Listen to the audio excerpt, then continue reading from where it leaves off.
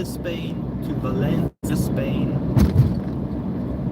and I've been doing van life for 2 years now, non-stop basically. Non-stop van life, and the longer I do it, the more I like it. Certain things, and once you have that routine, it's I'm happy with this one, but my next one is gonna just be really top. I need more watt on my roof. I need lithium batteries. Need some changes.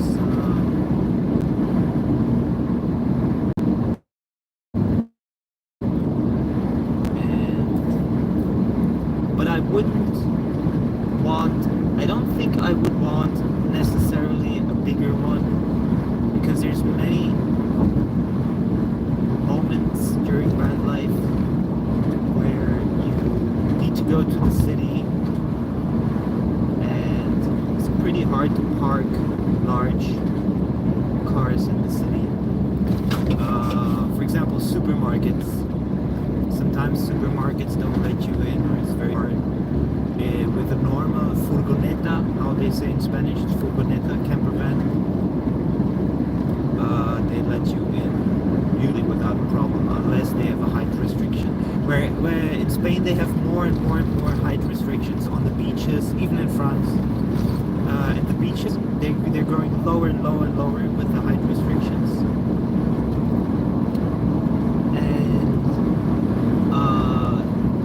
Yeah, so you need to have a bicycle with you, or some people even have motorcycles or scooters with them.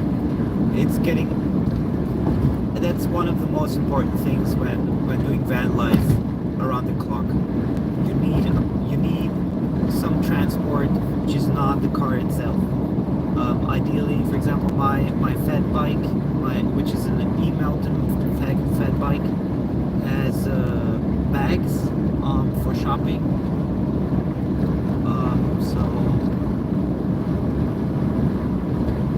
And it's interesting how van life has changed from the last 10 years, because my car is a 2011 Fiat Ducato, and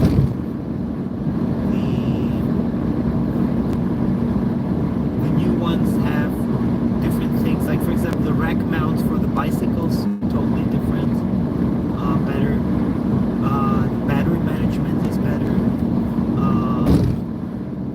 There's more oversight of your batteries. There's more technology there. The interior has improved a lot because people are doing their own events a lot, and that has made the companies change also. I'm not so sure about building out my own van, because it takes months.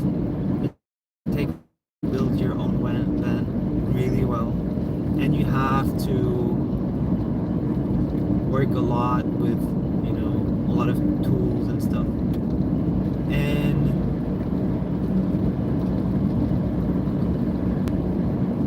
But I will say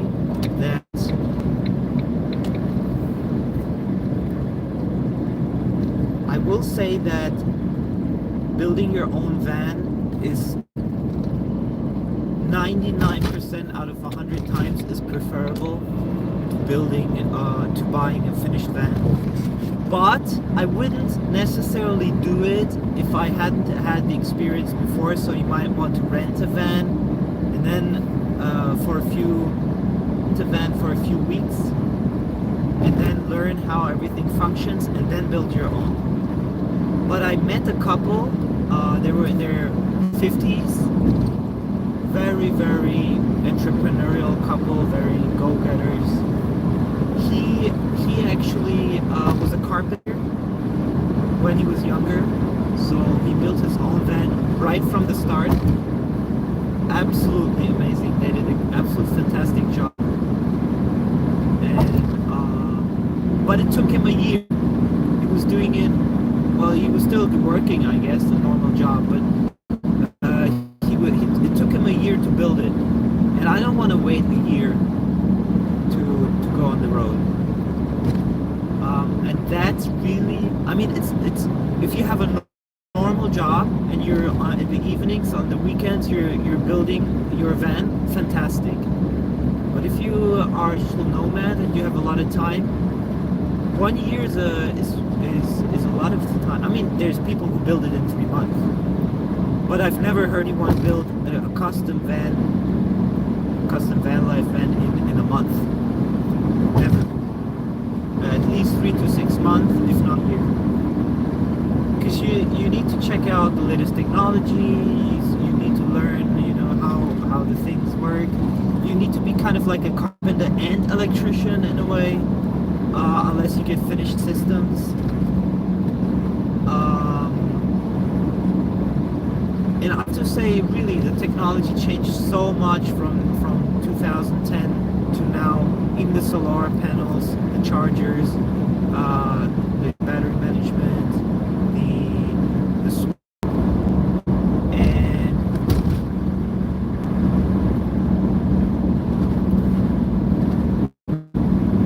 I'm sometimes I'm a little bit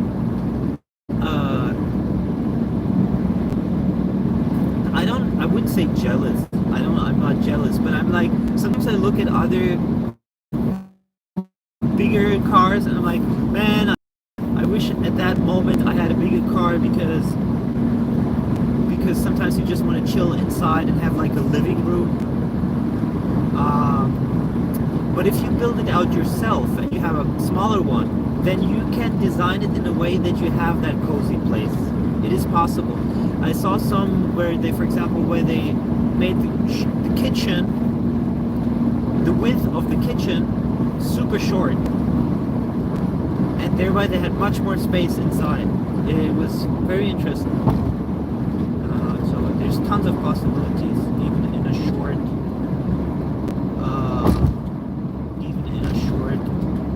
van. So mine is 6 meters. I've seen some that are shorter.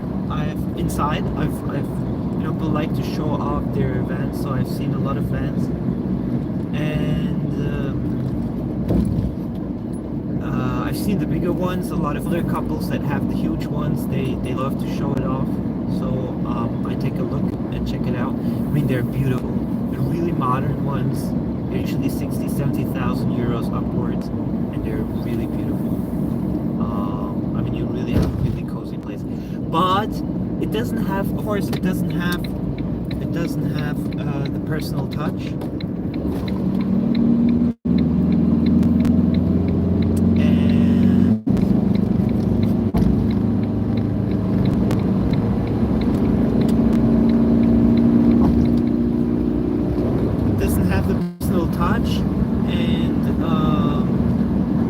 And that makes it kind of strange. A lot of it is like white and gray. It doesn't have the nice beige wood, for example, or you know, the custom ones are really beautiful. Usually, I met a couple. They bought a custom one. It's a very small one, but much shorter than mine. But inside it was beautiful, but it was all beige wood, everything massive, what do you call it, grade. For example, one of the things is you don't really need a full refrigerator. It's much better to have one of these picnic electric ones that pull 12 volt, and what you can do is they're much more compact. They have like maybe 30 liters or something, 25 liters, 35 liters, and you can like build where you can easily like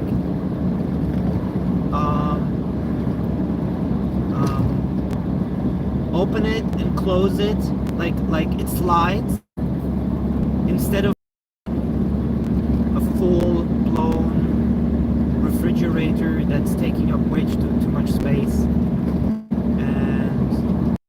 But on the other hand, you need the lithium batteries, and you need a lot of watts on you need like at least 400 watts solar power on the roof, because you're gonna have cloudy days and that stuff. And if you want to put a refrigerator, what you're not gonna have is the freezer.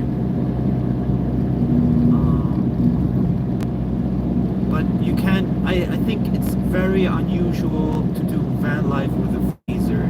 That only works if you have like 400 ampere hour at least, and massive solar panels and all this stuff. And plus, if you, like me, if you use why are they all going so slow?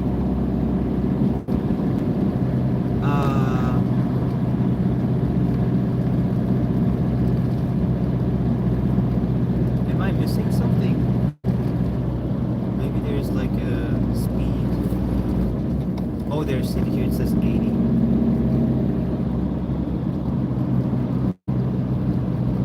Why is everyone going so slow?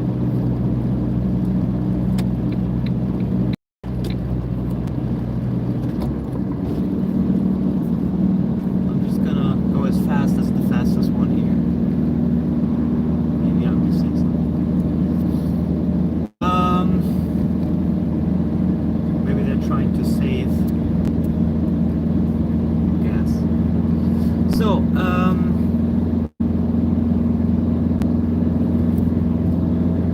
yeah, I mean, if I had a fixed place where I was living, I would probably build my own. Then I would. Provincia de Valencia. Ya estoy. Now I'm in Provincia de Valencia. Now I just arrived. And it's getting greener. The south of Spain is so dry. It's slowly getting greener. It's very slowly.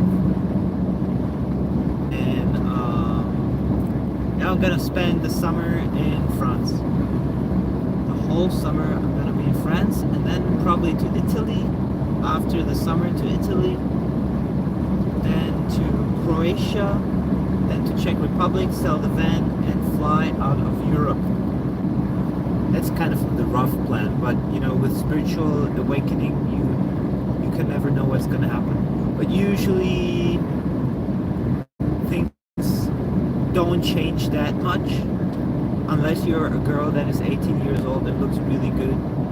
Then your life changes a lot now, because you get invited all over the place, whether it's to Dubai or any other place in the world.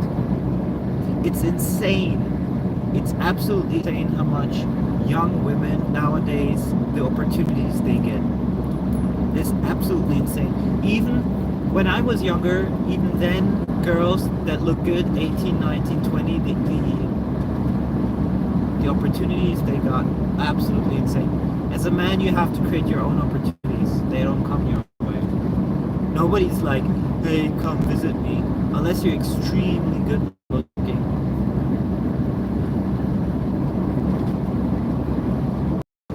One thing that I find really cool and I like is motorcycles, but I find them, for myself, way too dangerous. I want to enjoy life, and I don't necessarily need a motorcycle to do that, but I really find them cool. And if I'd say it like this, if motorcycles didn't have this high probability of injury and accident, I would definitely do them. I would definitely ride my motorcycles, but I don't know anyone who, for example, I have a friend who, ex-police, he had a motorcycle accident and he stopped, riding them. It's just too dangerous. I think it was him.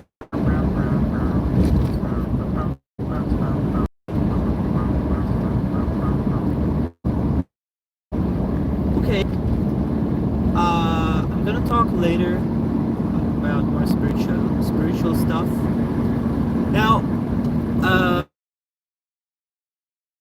something, and I'm spiritually I just let things go the way kind of the universe wants me to.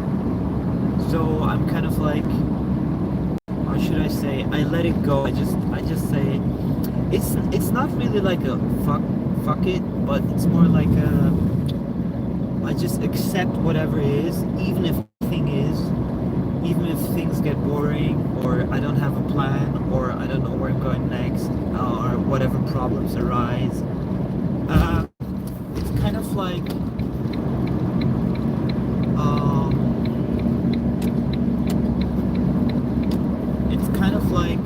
I just let things flow. So you're never gonna, what you're never gonna get from me is kind of like I'm never gonna be a non-duality teacher doing sucks in a way that Mooji is doing, Antola is doing, or whoever. I'm never gonna be, I'm not going to pretend to be something that I'm not.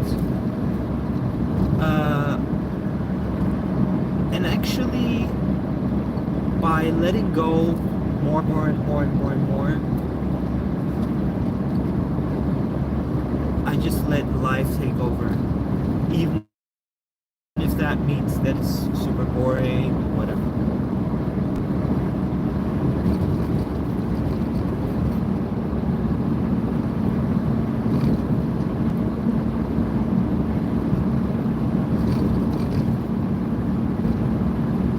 That's also why you can't really put me into a category like, oh, he's the spiritual teacher that, or he's the tantra master that, or he's the, the guy who criticizes others, that.